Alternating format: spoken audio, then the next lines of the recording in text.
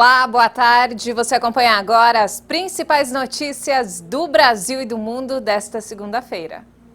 E no próximo dia 12, começam a valer as novas leis do Código de Trânsito Brasileiro. Uma das principais mudanças foi no aumento da validade da Carteira Nacional de Habilitação, que vai chegar a até 10 anos. Com as recentes medidas do Conselho Nacional de Trânsito por conta da pandemia, os motoristas com o documento vencido no ano passado devem ser ainda mais beneficiados. Eles vão ter o documento de habilitação com 12 anos de validade. Isso ocorre por conta da piora da pandemia de Covid. Muitos Detrans estão fechados e a prorrogação do prazo de 2020 pode se estender também para esse ano.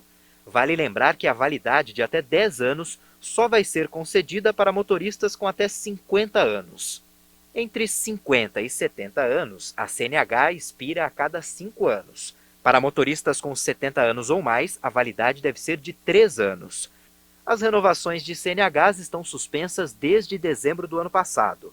Na época, o CONTRAN criou uma resolução para que os documentos de habilitação expirados em 2020 ganhassem mais um ano de validade. Com isso, a renovação ocorreria de forma gradual até o mês em que completam um ano do vencimento. Mas uma nova resolução do CONTRAN permitiu aos Detrans de cada estado que tomem a decisão, conforme a situação local, se as renovações das CNHs vencidas em 2021 também devem ser prorrogadas por tempo indeterminado. Com isso, os motoristas com CNHs vencidas em 2020, por exemplo, vão ganhar ao todo 2 anos de carteira expirada, caso tenham menos de 50 anos, totalizando até 12 anos. Mas as entidades responsáveis pela renovação de CNHs estão fazendo um movimento para ter uma regulamentação de retroatividade nesses casos.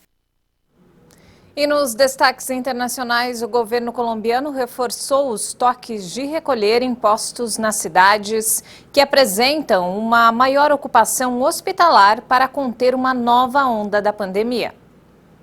O novo horário vai das 6 da tarde às 6 da manhã nas cidades em que a ocupação de leitos de terapia intensiva passe de 85%. E a partir de 8 da noite, onde o número for de mais de 80%. Os toques de recolher estão em vigor desde 23 de março, mas agora os horários foram modificados. A situação epidemiológica do país? A situação epidemiológica do país tem apresentado piora em alguns municípios nas últimas semanas. Da mesma forma, existe risco de uma nova ascensão nacional nas próximas semanas. Por isso, devemos atuar, prevenir e tomar decisões oportunas. Até 19 de abril, as medidas vão afetar cerca de 7 milhões de pessoas. No momento, a nova restrição não vai afetar os 8 milhões de moradores de Bogotá, que registra 65% de ocupação das UTIs. A Colômbia é o segundo país da América Latina com mais contágios, com mais de 2,4 milhões atrás do Brasil e o terceiro com mais mortes, com quase 64 mil. A Índia registrou recorde de novos casos de Covid. O país é o segundo a ultrapassar a marca de 100 mil novos infectados em um único dia. Os casos cresceram cerca de 12 vezes desde o início de fevereiro, quando as autoridades abrandaram a maioria das restrições e as pessoas pararam de usar máscaras e seguir o distanciamento social. E olha só, estimulado pela melhora da situação sanitária do Reino Unido, o primeiro-ministro Boris Johnson revelou nesta segunda-feira a estratégia para reabrir as fronteiras do país. A medida é anunciada em resposta à pressão para permitir que os britânicos viajem depois de um longo inverno em confinamento. Sobrecarregados no início do ano, os hospitais viram o número de pacientes com Covid-19 cair depois de semanas em confinamento e com um avanço na campanha de vacinação. Enquanto um grande passo no desconfinamento na Inglaterra se aproxima na semana que vem, com a reabertura de comércios não essenciais, o governo quer manter uma postura cuidadosa. Viajar ao exterior está proibido pelo menos até 17 de maio, exceto por razões essenciais. Autoridades temem a importação de variantes da Covid-19 que possam resistir às vacinas. Apesar dos apelos para aproveitar as férias dentro do Reino Unido, muitos britânicos, especialmente os vacinados, desejam permissão para sair do país, com as praias do Mediterrâneo entre os destinos favoritos. O governo também estuda testar um sistema de passaporte de saúde para aglomerações, como jogos de futebol e eventos em locais fechados.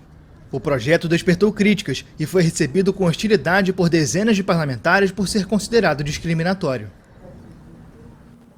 E pelo menos 91 pessoas morreram e dezenas continuam desaparecidas após inundações e deslizamentos de terra na Indonésia e em Timor-Leste.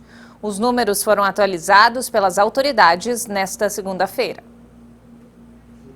As cheias repentinas provocaram o caos nas zonas situadas entre a ilha Indonésia de Flores e o país vizinho. Milhares de pessoas procuraram abrigos depois que as fortes chuvas inundaram muitas casas. Saya menghimbau kepada seluruh masyarakat untuk Peço às pessoas que sigam as orientações das autoridades e aumentem o estado de alerta para enchentes e deslizamentos devido ao aumento extremo da precipitação e sempre atentem para o alerta antecipado da agência.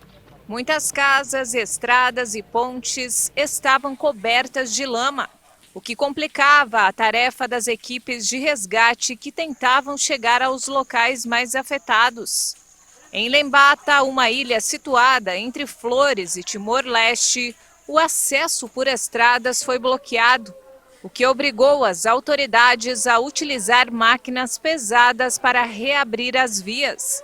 Os deslizamentos de terra e as cheias repentinas são frequentes no arquipélago da Indonésia, sobretudo durante a temporada das chuvas.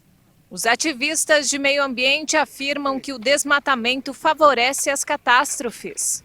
Em janeiro, 40 indonésios morreram nas inundações da cidade de Sumedang, em Java Oeste. A Agência Nacional de Gestão de Catástrofes calcula que 125 milhões de pessoas, quase metade da população do arquipélago, vivem em regiões com risco de deslizamento de terra. Várias mortes também foram registradas no vizinho Timor-Leste, a maioria na capital Dili, de acordo com autoridades do país. E de volta ao Brasil, o setor de móveis entrou na mira dos investidores. O trabalho remoto está incentivando as vendas e, para aproveitar a nova onda, os empresários projetam crescimento de 3 bilhões de reais neste ano para o mercado.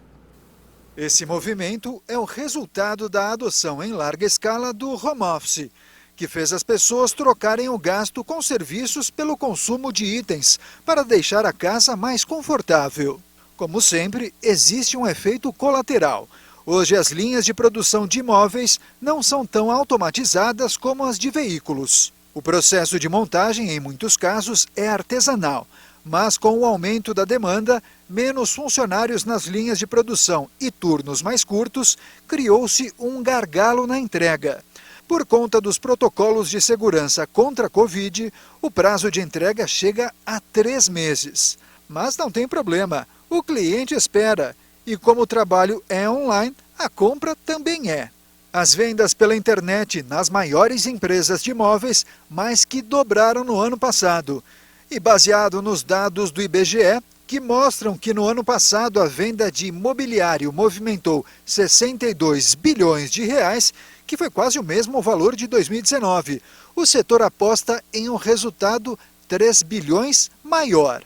Mesmo com os problemas provocados pela falta e encarecimento de matéria-prima, que naturalmente contamina o preço final de qualquer produto, os números provam que este foi um dos que mais resistiram aos efeitos da pandemia até agora.